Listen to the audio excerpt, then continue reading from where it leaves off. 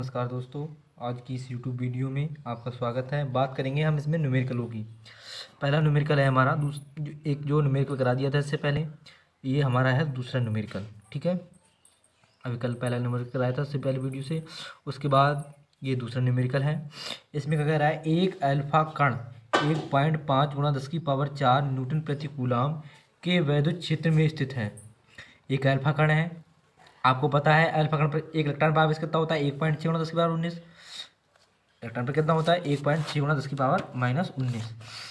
ई का मान इलेक्ट्रॉन पर 1.6 × 10⁻−19। और जो अल्फा कण पर आवेश होता है, अल्फा कण पर आवेश होता है, अल्फा कण पर आवेश होता है वो, इस पर आवेश जो होता है वो होता है 2 इलेक्ट्रॉन के बराबर। कितने? 2 इलेक्ट्रॉन के बराबर होता है। इसमें 2 गुणा इलेक्ट्रॉन का मान हो जाएगा 1.6 × 10⁻−19, यानी अल्फा कण पर जो आवेश होता है वो 2 गुणा 1.6 × 10⁻−19 के बराबर होता है, कूलाम के बराबर। ठीक है, अल्फा कण पर आवेश 2 इलेक्ट्रॉन के बराबर होता है, ये ध्यान रखना हमेशा ये बात। ठीक है, इसमें यही कहा गया कि एक अल्फा कण पर जो वैद्युत क्षेत्र का मान है, ई का मान है, वैद्युत क्षेत्र का मात्रा की होता है न्यूटन प्रति कूलाम। तो ई का मान जो दिया है इसमें 1.5 × 10⁻4 न्यूटन प्रति कूलाम के वैद्युत क्षेत्र दिया है इसमें। ठीक है, तो पहले क्या करेंगे, पहले लिखेंगे अल्फा कण पर आवेश, अल्फा कण पर आवेश, अल्फा कण पर आवेश कितना दिया है, अल्फा कण पर आवेश क्यू का मान होगा, वो होगा Q0 मान लो आवेश को, तो ये हो जाएगा 2 इलेक्ट्रॉन के बराबर होता है। ठीक है, मान रख दो यहाँ पर, ये हो जाएगा 2 गुणा 1.6 × 10⁻−19। ठीक है, और यहाँ पर लगा दो आप कूलाम। ठीक है, यहाँ पर अल्फा कण पर जो आवेश हो गया वो Q0 का मान कितना हो गया, 2 गुणा 1.6 × 10⁻−19 कूलाम, ये अल्फा कण पर आवेश का मान है। ठीक है, आगे दोस्तों ई का मान कितना दिया है, 1.6 × 10⁻4 न्यूटन प्रति कूलाम। तो यहाँ पर ई का मान भी लिख ले रहा हूँ मैं।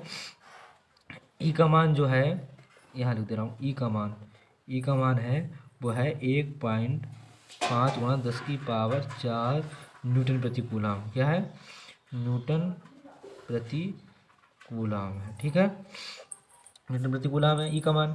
अब हमें निकालना है किसका मान, इसमें कह रहा है उस पर लगने वाले बल की गणना करो। तो एफ का मान निकालना है। हम क्या फार्मूला है हमें, मैंने बताया था जो ई वैद्युत क्षेत्र की तीव्रता ई होती है वो परीक्षण आवेश पर लगने वाले फोर्स तथा परीक्षण आवेश के अनुपात के बराबर होती है। ई बराबर होता है F/Q0, ये फार्मूला होता है। यही मान लगाऊंगा मैं यहाँ पर, ई बराबर होता है F/Q0।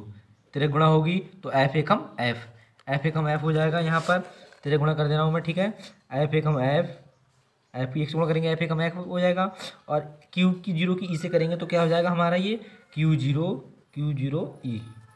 ठीक है, अब मान रख दो, देखो Q0 का मान कितना है, 2 गुणा 1.6 × 10⁻−19।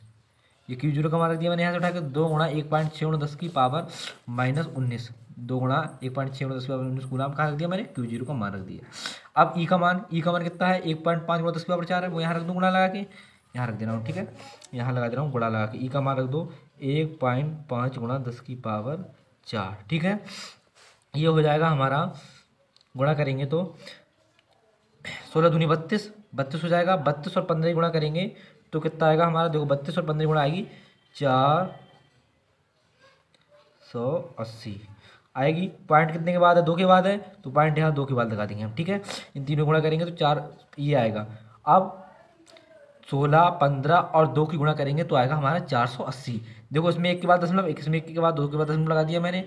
अब 10⁻19 में से 4 जाएगी, कितना बचेगा, 10⁻−15। तो एफ का मान आ गया हमारा 4.80 × 10⁻15 न्यूटन। फोर्स का मात्रा क्या होता है, न्यूटन। ये हो गया हमारा आंसर। ठीक है, जो भी न्यूमेरिकल आने की संभावना होगी वही न्यूमेरिकल कराए जाएंगे और जो इम्पोर्टेंट होंगे। और दूसरी बात, अगर आपसे कोई न्यूमेरिकल हल नहीं हो रहा है, सॉल्व नहीं हो रहा है, तो तुरंत हमारे लिए फ़ोटो क्लिक करके, या वैसे फ़ोटो क्लिक करके न्यूमेरिकल का तुरंत हमारे लिए सेंड कर दीजिए। जो नंबर दिया गया है उस पर सेंड कर दीजिए और आप उसका तुरंत सॉल्यूशन पाइए, तुरंत उसका। ठीक है, तो व्हाट्सअप पे भेज देना। ठीक है, जो भी न्यूमेरिकल आपसे ना हो। लेकिन एक बात ध्यान रखना, चैनल को सब्सक्राइब करें और शेयर करना ना भूलें, अपने दोस्तों को बता दें। ठीक है, ज़्यादा से ज़्यादा सब्सक्राइब करें। अब इसमें देखो दूसरे सवाल में इसमें लिखा है वायु में एक दूसरे से 3 सेमी दूरी पर रखे दो छोटे आवेशित गोलों पर क्रमशः 2 × 10⁻⁷ कूलाम तथा 3 × 10⁻⁷ कूलाम आवेश है, उनके बीच कितना बल है। यानी दो आवेश हैं, एक 2 × 10⁻⁷ कूलाम है और एक 3 × 10⁻⁷ है। देखो वायु में एक दूसरे से 30 सेमी दूरी पर, मतलब दो आवेश कितनी दूरी पर रखे पड़े हैं, 30 सेमी दूरी पर दो छोटे आवेश गोलों पर क्रमशः कितना आवेश है, 2 × 10⁻⁷ कूलाम तथा 3 × 10⁻⁷ कूलाम। सी का मतलब कूलाम है। यहाँ पर एक आवेश Q1 का मान ले रहे हैं हम 2 × 10⁻⁷ और Q2 का मान ले रहे हैं हम 3 × 10⁻⁷। इनके बीच की दूरी कितनी है, 30 सेमी। तो यहाँ लिख रहा हूँ मैं Q1 का मान लिया हमने 2 × 10⁻⁷ क्या मान लिया, कूलाम। और Q2 का मान लिया हमने 3 × 10⁻⁷ कूलाम। ठीक है, यहाँ पर मान लिया ये। अब आगे क्या करेंगे, Q1 का मान लिया, Q2 का मान लिया, बीच की दूरी R ही तो मान जाती है बीच की दूरी। कूलाम का नियम पढ़ा था तो उसमें बीच की दूरी R थी, तो R बराबर हमने मान लिया 30 क्या मान लिया, 30 सेमी मान ली। अब इसमें 30 सेमी दी है ना, ऊपर सवाल में देखो 30 सेमी दी है, ऊपर 30 सेमी दी है बीच की दूरी, वही लिखी है मैंने 30 सेमी। और 30 सेमी 1 सेंटीमीटर में कितने मीटर होते हैं, 10⁻⁻2।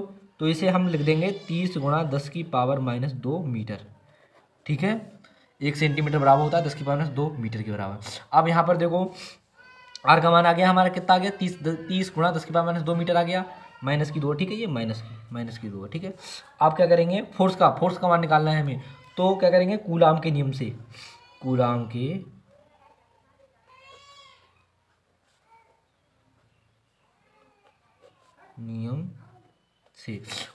क्या हो जाएगा, देखो F बराबर क्या होता है, फार्मूला F बराबर होता है 1/4 पाई ε0 Q1 Q2 बटे R², ये तो होता है। अब इसका मान क्या होता है, इसका मान होता है 9 × 10⁹ 9 × 10⁹ रख लिया मैंने मान इसका। Q1 Q2 का मान कितना है हमारा, देखो Q1 का मान मैंने बताया था 2 × 10⁻⁷ कूलाम है, और Q2 का कितना है 3 × 10⁻⁷। तो Q1 का रखो 2 × 10⁻⁷ और Q2 का है 3 × 10⁻⁷। R² मतलब दूरी का वर्ग है। दूरी कितनी है हमारी, 30 × -2, तो 2 बार लिखना पड़ेगा क्योंकि वर्ग है, तो 2 बार लिख देना गुणा में। 30 × 2 10⁻⁷ -2, 30 × 10⁻⁻2, 2 बार लिख दिया मैंने। अब देखो यहाँ पर क्या हो जाएगा हमारा, ये 9 3 × 9, ठीक है, 3 एकम 3 10 बचा। यहाँ पर 3 एकम 3 3 एकम 3, ठीक है, ये कट गया, 3 3 9 तो 3 एकम 3, अब ये 3 बचा, ये 3 कट गया, 3 एकम 3। ठीक है, ये हो गया हमारा फाइनली।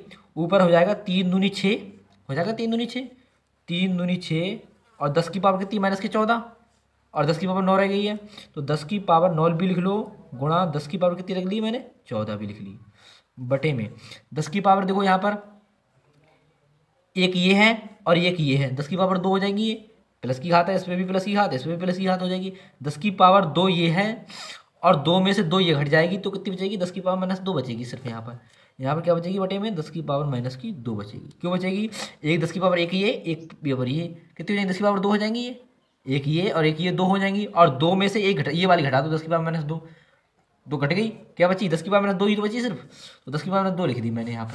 अब देखो क्या हो जाएगा, 10 की पावर 2 ऊपर चली जाएगी, पहले ये लिख दो, 6 × 10 की पावर 9 में से 14 जाएंगे, कितने बचेंगे, 10 की पावर कितनी बचेगी, 9 में से 14 जाएंगे, 9 5 -5 बचेगी, -5, और 10 की पावर 2 ये है, ये ऊपर जाएगी, किसकी हो जाएगी, प्लस की, तो ये आ जाएगा हमारा 6 × 10 की पावर -3 F का मान, और किस में आएगा, न्यूटन में। ठीक है, इस प्रकार ये पूरा सवाल हो गया हमारा। जहाँ भी आपको समझ में नहीं आए तुरंत आप बता दीजिए हमें। ठीक है, किया कुछ नहीं है, Q1 का मान रख दिया हमने यहाँ पर, Q2 का मान रख दिया, R का मान रख दिया, 2 बार गुणा में रखेंगे क्योंकि R² है यहाँ पर। अब क्या किया हमने, 3 से काटा, पहले 3 एकम 3 और ये काटा 3 3 9, फिर 3 से एकम 3 फिर ये काटा, ये हो गया 10 धाम 100 हो गया, यानी 10 की पावर 2 ही गई। 10 की पावर 2 में से 2 चली जाएगी, क्या बचेगी, सिर्फ यहाँ पर 10 की पावर -2 बचेगी, वो लिख दिया मैंने यहाँ पर। अब 9 में से 14 जाएगी तो 10 की पावर -5 बचेगी, और जो 10 की पावर -2 ऊपर जाएगी तो ये हो जाएगी प्लस की 5 में से 2 जाएंगे तो माइनस के 3 बचेगा, अतः ऐप का मान आ गया हमारा 6 गुण 10 की पावर माइनस 3 न्यूटन। ठीक है, अगर आपको कोई न्यूमेरिकल कठिन लग रहा है तो तुरंत हमें बताइए और हमारे पास भेज दीजिएगा, जिससे हम सॉल्व करके आपको दे दें। इसलिए आपको कोई भी प्रॉब्लम हो तो तुरंत हमें बताइए। ठीक है, और मेरे चैनल को सब्सक्राइब करें ज़्यादा से ज़्यादा सभी फ़ोनों में, और वीडियो को लाइक और शेयर करना ना भूलें, जिससे आपको वीडियो मिलती रहे। ठीक है।